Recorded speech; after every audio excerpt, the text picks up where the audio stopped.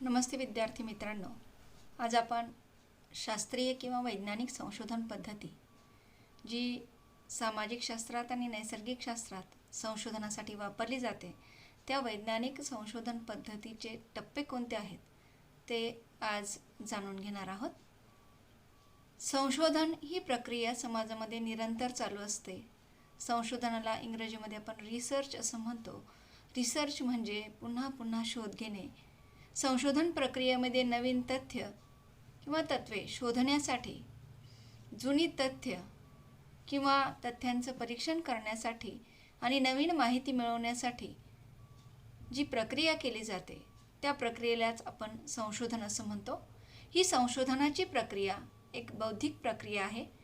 या संशोधनाद्वारे संशोधनकर्त्याला ज्ञान प्राप्त होतं आणि ते ज्ञान वस्तुनिष्ठ कसं राहील, ते ज्ञान वास्तव राहावे यासाठी वास्तव परिस्थितीची जाणीव संशोधनकर्त्याला व्हावी आणि सर्वसामान्य व्यक्तींपर्यंत त्या सामाजिक घटनेची वास्तव स्थिती सर्वसामान्यांपर्यंत पोचावी, सर्वसामान्यांना कळावी यासाठी सामाजिक संशोधन करत असताना संशोधनकर्ता वैज्ञानिक पद्धतीचा आधार घेत असतो.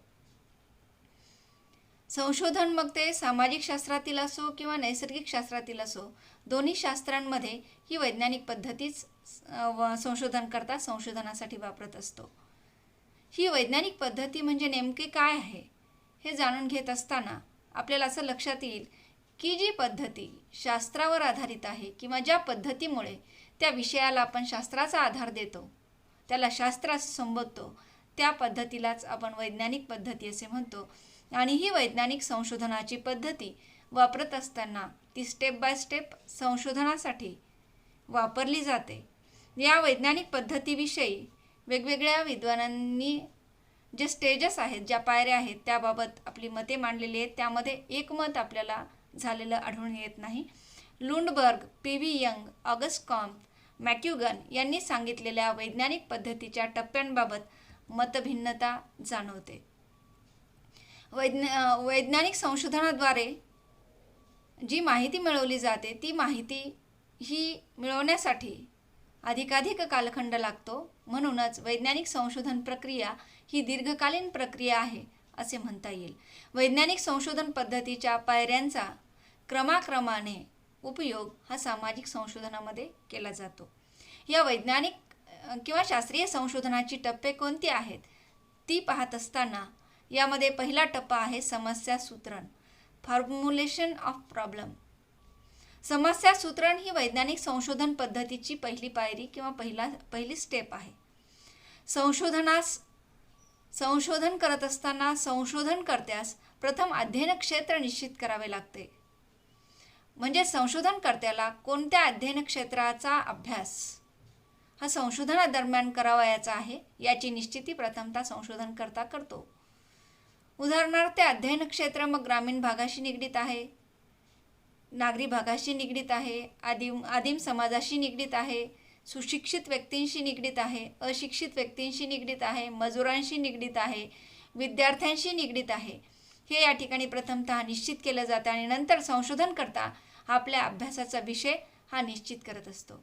म्हणजे समजा जर आपण ग्रामीण भाग हा जर आपल्या अध्ययनाचं क्षेत्र निश्चित केलं तर ग्रामीण भागातील मेन प्रश्न आपण अध्ययनासाठी कोणता घेणार आहोत, ग्रामीण भागातली कोणती समस्या आपण अभ्यासणार आहोत हे जेव्हा संशोधनकर्ता निश्चित करतो त्यालाच म्हणायचं अभ्यास विषयाची निश्चिती करणे.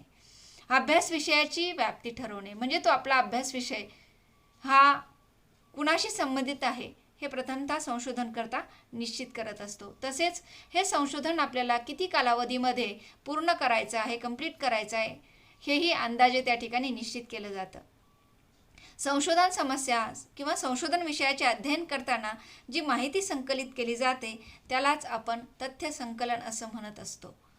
प्रस्तुत संशोधन समस्या का निर्माण झालेली आहे याची कारणे चिकित्सक पद्धतीने संशोधनादरम्यान संशोधनकर्त्याला शोधावी लागतात. समस्या सूत्रण करावे लागते. म्हणजे विशिष्ट समस्या समाजामध्ये का निर्माण झालेली आहे, त्यामागची कारणे कोणती आहेत ही जाणून घेण्याची जी प्रक्रिया आहे ती प्रक्रिया संशोधनामध्ये खूप महत्त्वाची आहे. समस्या सूत्रण करणे म्हणजे संशोधनकर्ता अध्ययन विषयाच्या कोणत्या पैलूवर आपले लक्ष केंद्रित करणार आहे हे निश्चित करत असतो.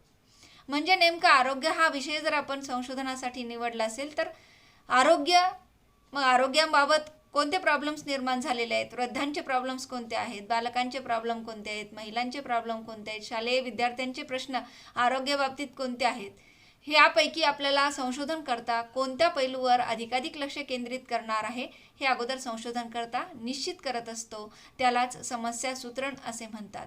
म्हणजेच समस्या सूत्रणाद्वारे संशोधनकर्ता संशोधनाची दिशा ही निश्चित करत असतो. म्हणजे नेमकं संशोधनादरम्यान आपल्याला कशाचा शोध घ्यावयाचा आहे हे संशोधनकर्त्याद्वारे समस्या सूत्रण निश्चितीनंतर त्या ठिकाणी ते ठरवलं जातं. समस्या सूत्रण जर केले नाही तर संशोधन विषयाचे क्षेत्र अमर्यादित होण्याची दाट शक्यता असते. म्हणजे जर संशोधनकर्त्याने समस्या सूत्रण केलं नाही, म्हणजे महिलांचेच प्रश्न आपल्याला अभ्यासायचे आहेत का, बालकांचे अभ्यासायचे आहेत का, वृद्धांच्या आरोग्याचे प्रश्न अभ्यासायचे आहेत का, ग्रामीण आरोग्य आपल्याला अभ्यासायचं आहे की नागरी भागामध्ये निर्माण झालेल्या आरोग्याच्या समस्या अभ्यासायच्यात, हे जोपर्यंत संशोधनकर्ता निश्चित करत नाही, ठरवत नाही, तोपर्यंत त्या संशोधनाला योग्य दिशा ही मिळणार नाही. दिशा निश्चित केल्यानंतर संशोधनातील उपविषयावर संशोधनकर्ता आपलं लक्ष केंद्रित करत असतो. संशोधन विषयाशी संबंधित तथ्य संकलित करून त्यांचे विश्लेषण करण्याचे काम संशोधनकर्ता करत असतो. जेव्हा समस्या सूत्रण केल्यानंतर संशोधनकर्ता संशोधन विषयाला अनुषंगून माहिती संकलित करतो, त्यालाच आपण तथ्य संकलन असं म्हणतो. आणि संशोधन समस्येचे विशिष्ट समस्येत रूपांतर करून त्यांचं समस्या सूत्रण करून त्याबाबत त्यानंतरचा टप्पा म्हणजेच तथ्य संकलन हे त्या ठिकाणी केलं जातं. म्हणजे या ठिकाणी आपल्याला अशी उदाहरणं देता येतील की जर संशोधनकर्ता हा त्याचा अध्ययनाचा विषय त्याने ढोबळमानाने ठरवलेला आहे की आत्महत्येची समस्या, परंतु आत्महत्येची समस्या ही नेमकी कुणाची अभ्यासावायची आहे हे संशोधनकर्त्याला अगोदर निश्चित करावं लागेल. म्हणजे त्याचा विशिष्ट पैलू, अध्ययनाचा विशिष्ट पैलू संशोधनकर्त्याला निश्चित करावा लागेल. तो विशिष्ट पैलू म्हणजे शेतकऱ्याच्या आत्महत्या.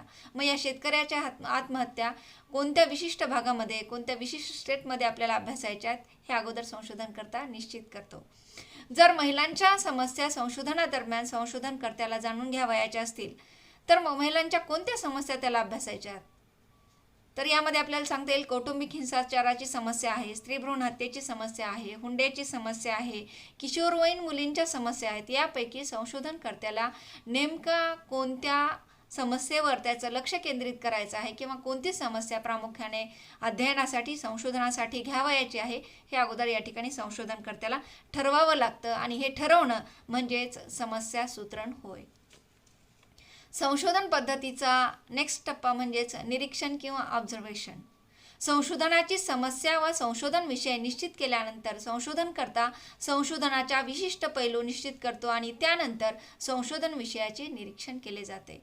संशोधनाचा विषय संशोधनकर्ता प्रथमतः निश्चित करतो आणि त्यानंतर संशोधन विशिष्ट कोणत्या पैलूवर संशोधनकर्ता भर देणार आहे हे निश्चित करतो आणि जो पैलू आपण समस्या सूत्रण म्हणून निवडलेला आहे त्याबाबत माहिती संकलित करण्यासाठी निरीक्षण तंत्राचा आधारही संशोधनकर्ता घेत असतो.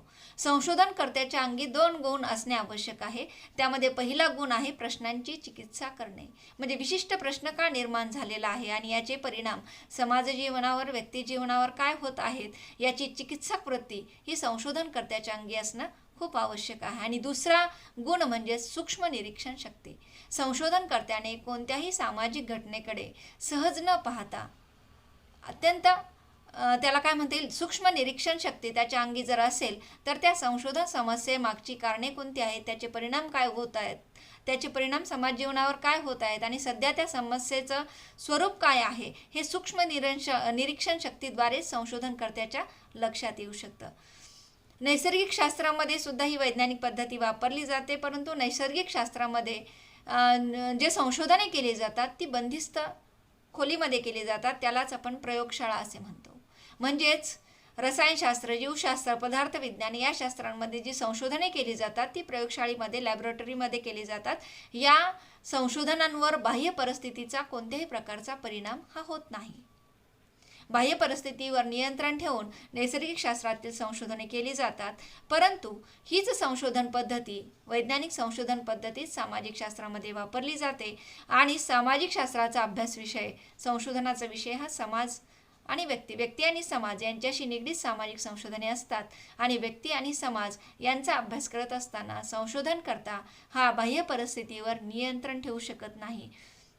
नियंत्रण ठेवणं अशक्य असतं, कारण की व्यक्तीही बदलतो आणि समाजही बदलतो. स्थल काल परत्वे व्यक्ती आणि समाज यांच्यामध्ये बदल होतात आणि या बदलत्या व्यक्ती आणि समाज जीवनाचा अभ्यास देखील हा वैज्ञानिक पद्धतीनेच प्रामुख्याने केला जातो आणि हा अभ्यास करत असताना संशोधनकर्ता निरीक्षण तंत्राचा वापर करत असतो. निरीक्षण म्हणजे काय हे जाणून घेत असताना निरीक्षण म्हणजे पद्धतशीर रीतीने हेतुपूर्वक केलेली पाहणी होय. म्हणजेच मुद्दाम होऊन एखाद्या गोष्टीकडे जेव्हा आपण काळजीपूर्वक लक्षपूर्वक पाहतो आणि त्या गोष्टीचं सूक्ष्म असं अध्ययन करतो त्यालाच निरीक्षण असं म्हणता येईल. अभ्यास विषयाशी संबंधित घटकांचे संशोधन करता निरीक्षण करतो. निरीक्षण हे पूर्वग्रहयुक्त असता कामा नये, ते निपक्षपाती असले पाहिजे. म्हणजे कोणत्याही गोष्टीचं अध्ययन करत असताना संशोधनकर्त्याच्या मनामध्ये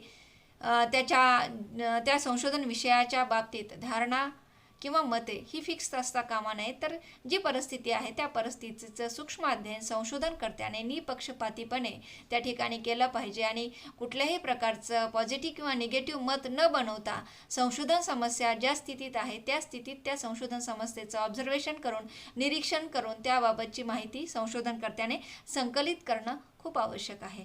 निरीक्षणाद्वारे संशोधनकर्ता घटनेतील कार्यकारणभाव आणि आंतरसंबंध जाणून घेत असतो. निरीक्षण तंत्र हे संशोधनामध्ये खूप महत्त्वाचं असतं, कारण की सामाजिक समस्या हा संशोधनाचा प्रमुख संशोधन विषय असतो. सामाजिक समस्येचं अध्ययन करत असताना प्रस्तुत सामाजिक समस्या का निर्माण झालेली आहे आणि त्याचे समाज जीवनावर काय परिणाम होत आहेत हे जाणून घेणे म्हणजेच सामाजिक समस्ये निर्मितीची कार्यकारणभाव किंवा कार्यकारण संबंध हा संशोधनाबाबत जाणून घेतला जातो आणि ती समस्या निर्माण होण्यासाठी कोणकोणते घटक कोणकोणत्या बाबी जबाबदार आहेत याचाही विचार हा निरीक्षण तंत्राद्वारे संशोधनकर्ता करत असतो. सामाजिक संशोधनाचा तिसरा टप्पा वैज्ञानिक संशोधन पद्धतीचा तिसरा टप्पा म्हणजेच गृहीत कृत्य, यालाच आपण हायपोथेसिस असं म्हणतो. बोगार्डस यांच्या मते परीक्षण केल्या जाणाऱ्या विधानांना गृहीत कृत्य असे म्हणतात.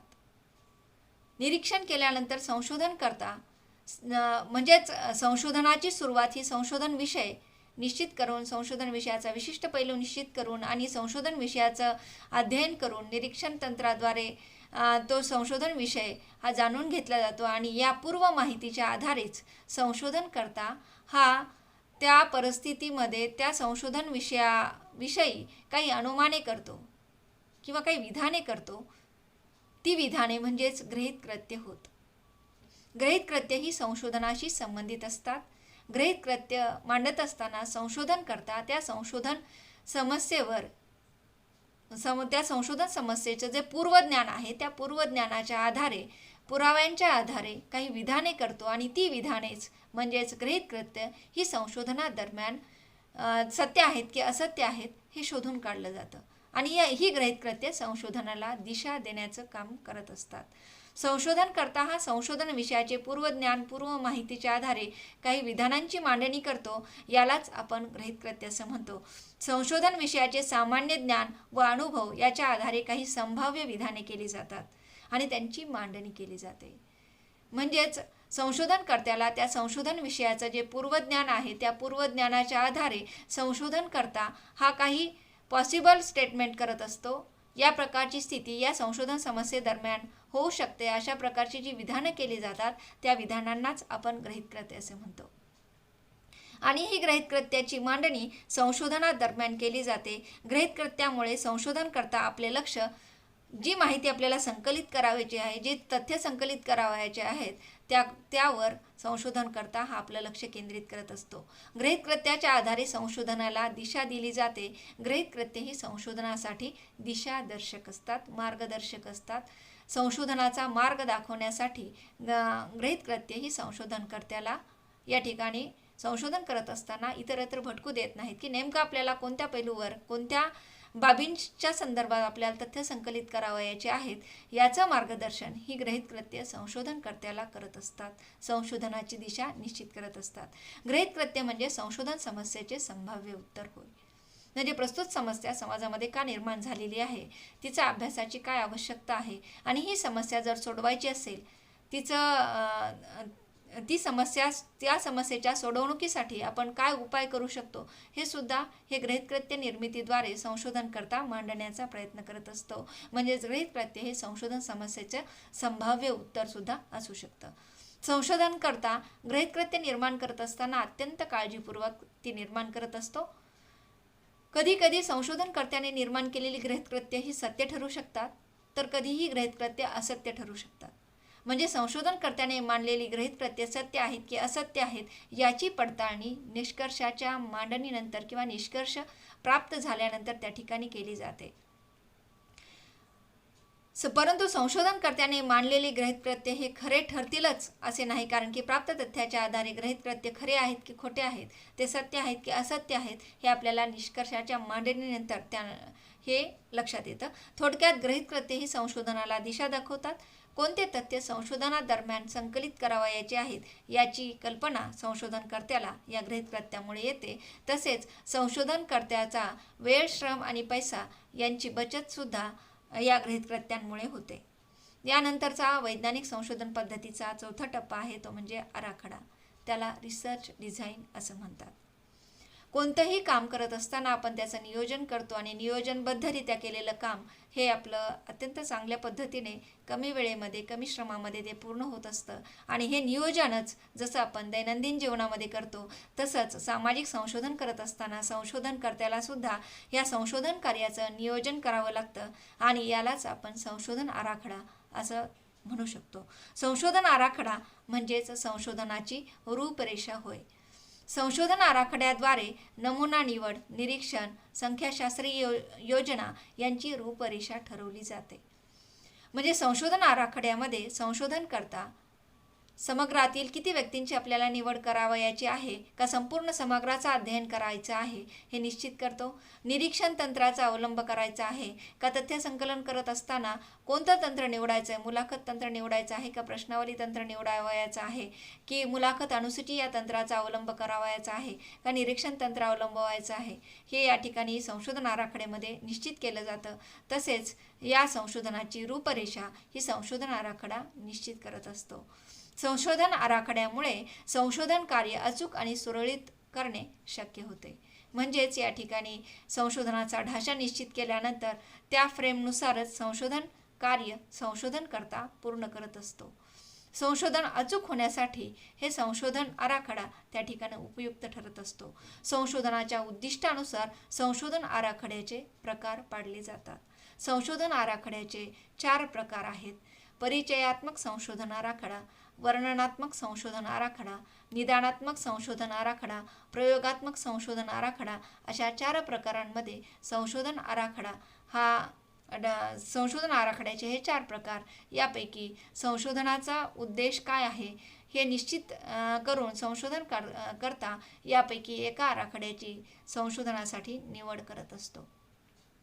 संशोधनासाठी तयार केलेल्या आराखड्याची प्रत्यक्ष अंमलबजावणी करण्यासाठी आराखड्याचे व्यवहार्य संशोधन आराखड्यामध्ये रूपांतर केले जाते. तो संशोधन आराखडा प्रत्यक्षात अवलंबण्याचं काम हे संशोधनादरम्यान संशोधनकर्ता हा करत असतो. संशोधन आराखडा निश्चित झाल्यानंतर वैज्ञानिक संशोधन पद्धतीचा पुढचा टप्पा आहे, ते म्हणजे तथ्य संकलन. त्यालाच आपण डेटा कलेक्शन असं म्हणतो. संशोधन करत असताना ते संशोधन वस्तुनिष्ठ व्हावं, वास्तविक व्हावं आणि त्याद्वारे सामाजिक स्थितीची, सामाजिक प्रश्नांची वास्तविकता समोर यावी, यासाठी ते संशोधन हे वस्तुनिष्ठ होणं खूप आवश्यक आहे.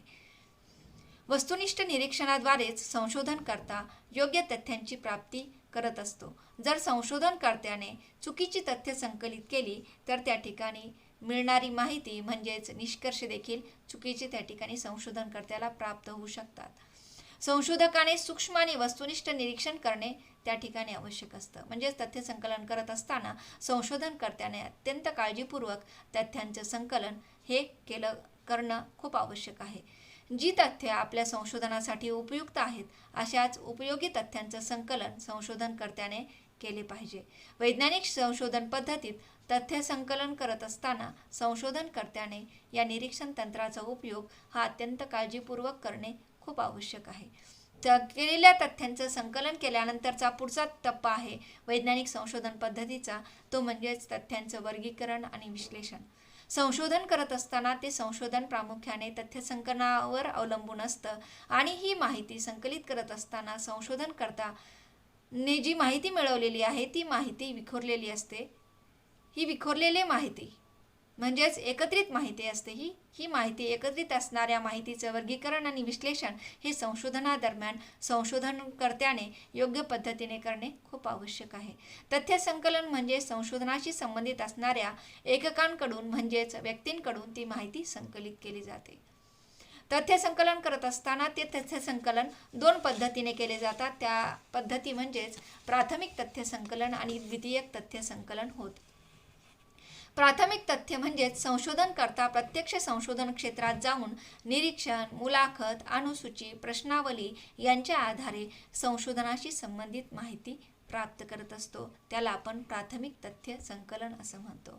म्हणजे संशोधनकर्ता संशोधनाशी संबंधित असणाऱ्या व्यक्ती, मग ते संशोधन स्त्रियांशी संबंधित असेल, वृद्धांशी संबंधित असेल, विद्यार्थ्यांशी संबंधित असेल, मजुरांशी संबंधित असेल किंवा विशिष्ट ग्रामीण भागाशी संबंधित असेल, त्या ग्रामीण भागात जाऊन त्या ग्रामीण भागातील व्यक्तींकडून जी माहिती मिळवली जाते ती माहिती मिळवण्यासाठी तो मुलाखत, अनुसूची, प्रश्नावली, निरीक्षण यांचा आधार घेतो आणि प्रत्यक्ष जाऊन ही माहिती मिळवली जाते. या पद्धतीलाच आपण प्राथमिक तथ्य संकलन पद्धती असे म्हणतो. संशोधनकर्ता अध्ययन क्षेत्रात स्वतः जाऊन त्या ठिकाणी संपर्क ठेवून त्यांच्याकडून माहिती मिळवतो आणि ही माहिती संशोधनकर्त्याने स्वतः मिळवलेली असल्यामुळे ती अधिक वस्तुनिष्ठ मानली जाते. प्राथमिक स्रोताच्या आधारे गुणात्मक माहितीचे संकलन त्या ठिकाणी केलं जातं.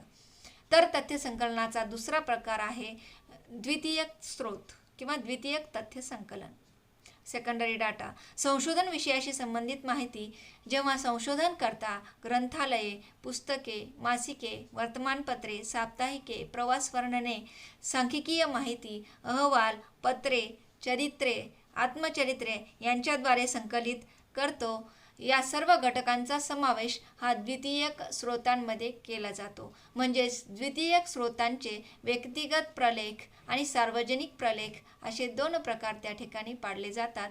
व्यक्तिगत प्रलेख ज्याला आपण पर्सनल डॉक्युमेंट्स असं म्हणतो, त्यामध्ये पत्रे, आत्मचरित्र, चरित्र, स्मरणपत्रे, दैनंदिनी, मोबाईल, जीवनचरित्रे, स्वलिखित नोंदी यांचा समावेश हा व्यक्तिगत स्रोतामध्ये म्हणजेच पर्सनल डॉक्युमेंट्समध्ये केला जातो. तर सार्वजनिक प्रलेखामध्ये शासकीय रेकॉर्ड, दुर्मिळ माहितीचे दस्तऐवज, प्रकाशित अहवाल, जनगणना अहवाल, राष्ट्रीय व आंतरराष्ट्रीय अहवाल, संशोधन संस्थेतील अहवाल, विविध आयोगांचे अहवाल, संशोधन पत्रिका या सर्वांचा समावेश तथ्य संकलनामध्ये सार्वजनिक प्रलेखामध्ये म्हणजेच पब्लिक डॉक्युमेंटमध्ये केला जातो.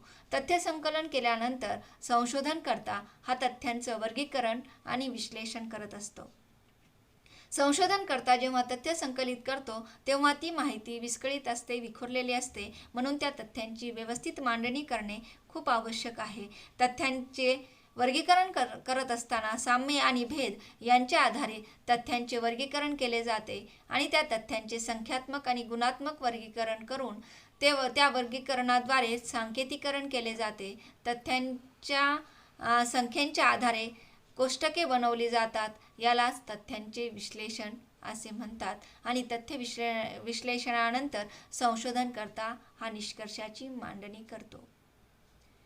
यानंतरचा वैज्ञानिक संशोधन पद्धतीचा टप्पा किंवा स्टेज आहे सामान्यीकरण, जनरलायझेशन. जेव्हा संशोधनकर्ता तथ्यांच्या आधारे निष्कर्ष मांडतो आणि त्या निष्कर्षाच्या आधारे जी विधाने केली जातात त्याला सामान्यीकरण असे म्हणता येईल. कार्यकारण भावाच्या आधारे वारंवार पडताळा घेऊन सामान्यीकरण केले जाते. सामान्यीकरण करत असताना तार्किक पद्धती, सांख्यिकीय पद्धती, आगमन पद्धती, निगमन पद्धती या सामान्यीकरण पद्धतीचा अवलंब संशोधनकर्ता हा करत असतो. त्यानंतरचा टप्पा आहे तथ्यांचे निर्वाचन, स्पष्टीकरण व पूर्वकथन. Data interpretation and data prediction. तथ्य विश्लेषणाच्या आधारे जे निष्कर्ष मांडले जातात त्या निष्कर्षावर भाष्य करणे किंवा त्यांचे स्पष्टीकरण करणे म्हणजेच तथ्य निर्वाचन होय. संशोधन करत असताना गृहीत कृत्याच्या आधारे तथ्य संकलित केली जातात आणि त्या तथ्यांच्या आधारे गृहीत कृत्यांच्या आधारे त्यांची सत्यता आणि असत्यता पडताळली जाते. प्राप्त तथ्यांच्या आधारे वास्तविकतेचे स्पष्टीकरण केले जाते. म्हणजे जी माहिती आपल्याला संशोधनादरम्यान संशोधनकर्त्याला मिळालेली आहे त्या माहितीच्या आधारे वास्तविकता काय आहे ही त्या ठिकाणी संशोधनकर्ता स्पष्ट करत असतो. संशोधनात पूर्व अनुभव, प्राप्त निष्कर्ष यांच्यावर लक्ष केंद्रित करून संशोधनकर्ता भविष्यात संशोधन विषयाचे स्वरूप काय असेल याबाबत जे तर्क बांधतो किंवा तर्क मांडतो त्यालाच पूर्वकथन किंवा भविष्यकथन असे म्हणतात. म्हणजे निष्कर्षानंतर संशोधनकर्ता संशोधन समस्येची स्थिती काय असेल याबाबत काही विधाने करतो. ती विधाने म्हणजेच पूर्वकथन किंवा त्याला आपण भविष्यकथन असं म्हणतो. म्हणजेच आजच्या स्थितीमध्ये जर आपण पाहिलं तर शिक्षणाची स्थिती जेव्हा आपण ग्रामीण भागामध्ये किंवा प्राथमिक शिक्षणाची स्थिती जेव्हा आपण अभ्यासतो तेव्हा प्रथम वर्षामध्ये ॲडमिट झालेल्या विद्यार्थ्यांची संख्या विशिष्ट जिल्ह्यामध्ये काही लाख असेल ते काही लाख विद्यार्थी म्हणजे जवळपास 25-1 लाख विद्यार्थी एका जिल्ह्यामध्ये समजा आपण पहिल्या वर्गामध्ये प्रवेशित आहेत. विशिष्ट जिल्ह्यामध्ये 25,000 विद्यार्थी हे पहिल्या वर्गामध्ये प्रवेशित आहेत. या 25,000 विद्यार्थ्यांपैकी किती विद्यार्थी हे पदव्युत्तर शिक्षण घेतात याचा जेव्हा संशोधनकर्त्याला निष्कर्ष प्राप्त होतात त्या निष्कर्षाच्या आधारे संशोधनकर्ता असे अनुमान काढू शकतो की उच्च शिक्षणामध्ये प्रामुख्याने मुलींची संख्या ही कमी आहे आणि उच्च शिक्षणाची संख्या दर हा प्राथमिक शिक्षणापेक्षा उच्च शिक्षणाचा जो रेशो आहे तो रेशो कमी आहे. हे जे विधान केलं जातं हे विधान म्हणजेच भविष्यकथन आहे. आणि हे विधान जर आपल्याला म्हणजे भविष्यकाळामध्ये जर आपल्याला उच्च शिक्षणामध्ये विद्यार्थ्यांची संख्या वाढवायची असेल तर काय उपाययोजना केल्या जाऊ शकतात याबाबत जी विधाने संशोधनकर्ता करेल त्यालाच आपण पूर्वकथन असे या ठिकाणी म्हणू शकतो किंवा भविष्यकथन असे म्हणू शकतो. संशोधकाने केलेले भविष्यकथन कधी सत्य ठरतं तर कधी ते भविष्यकथन असत्य सुद्धा ठरू शकतं. सामाजिक शास्त्रातील परिस्थिती जी आहे ती परिस्थिती नियंत्रणात नसते किंवा ती परिस्थिती स्थिर नसते. समाज हा स्थिर नसतो आणि व्यक्तीसुद्धा स्थलकाल परत्वे व्यक्तीच्या वर्तनामध्ये सुद्धा त्या ठिकाणी बदल होतो आणि समाजामध्ये सुद्धा बदल होतो. आणि या बदलत्या परिस्थितीमध्ये जर संशोधनकर्त्याने मांडलेली जी विधाने आहेत भविष्यकथन आहे किंवा पूर्वकथन आहे ते पूर्वकथन किंवा भविष्यकथन जर असत्य ठरलं तर ते भविष्यकथन असत्य का ठरलेलं आहे याचा सुद्धा अभ्यास संशोधनकर्ता चिकित्सक पद्धतीने करतो आणि त्यामागची कारणे जाणून घेतो आणि त्याचा अभ्यास करून पुन्हा संशोधनकर्ता हा भविष्यकथन त्याबाबत करू शकतो. म्हणजेच नैसर्गिक शास्त्रातील भविष्यकथने ही तंतोतंत त्या ठिकाणी खरी ठरू शकतात. परंतु सामाजिक शास्त्रातील जे संशोधन आहे ते समाजाशी संबंधित आहे, व्यक्तीशी संबंधित आहे आणि व्यक्ती आणि समाज हे वस्तू नाहीत, हे नियंत्रित घटक नाहीत. तर या सजीव घटकांमध्ये स्थलकाल परत्वे बदल होतात. म्हणून सामाजिक शास्त्रात संशोधनकर्त्याने भविष्यकथन करणे कठीण जरी असले तरी सामाजिक शास्त्रामध्ये संशोधनकर्ता हा भविष्यकथन करत असतो. त्यानंतरचा टप्पा आहे अहवाल लेखन, रिपोर्ट रायटिंग. शास्त्रीय किंवा वैज्ञानिक संशोधनाचा शेवटचा टप्पा म्हणजेच अहवाल लेखन होय. म्हणजे संशोधन प्रक्रिया नेमकी कशा पद्धतीने पुढे गेलेली आहे किंवा संशोधनादरम्यान संशोधनकर्त्याने कोणती कार्य केलेली आहेत याची मांडणी ही संशोधन अहवालामध्ये संशोधनकर्ता करत असतो. म्हणजे संशोधन कोणत्या पद्धतीने पुढे गेलेले आहे याची जी रूपरेषा आहे किंवा ही जे संशोधनाची प्रक्रिया आहे ती कोणत्या पद्धतीने पुढे गेलेली आहे हे संशोधन अहवालामध्ये संशोधनकर्त्याला मांडणं आवश्यक असतं. संशोधन अहवाल हा संशोधनाचा उद्देश, संशोधनाचे अध्ययन क्षेत्र, संशोधन पद्धती, तथ्यांचे विश्लेषण व निष्कर्ष, संदर्भ सूची याचा समावेश हा संशोधन अहवालामध्ये संशोधनकर्ता करत असतो. संशोधन करत असताना संशोधनकर्त्यास जे ज्ञान मिळालेले आहे किंवा जे ज्ञान प्राप्त झालेले आहे ते ज्ञान सर्वांपर्यंत पोहोचवणं हे संशोधनकर्त्याचं काम आहे आणि ते संशोधनाद्वारे प्राप्त झालेले ज्ञान सर्वसामान्यांपर्यंत पोहोचवण्याचं काम हे संशोधन अहवालाद्वारे, संशोधन लेखनाद्वारे संशोधनकर्ता करत असतो.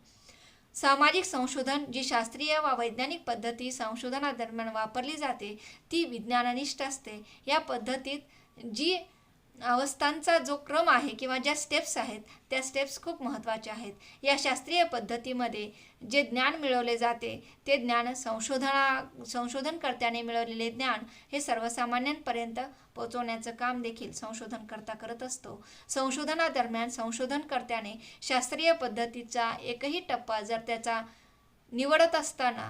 निश्चित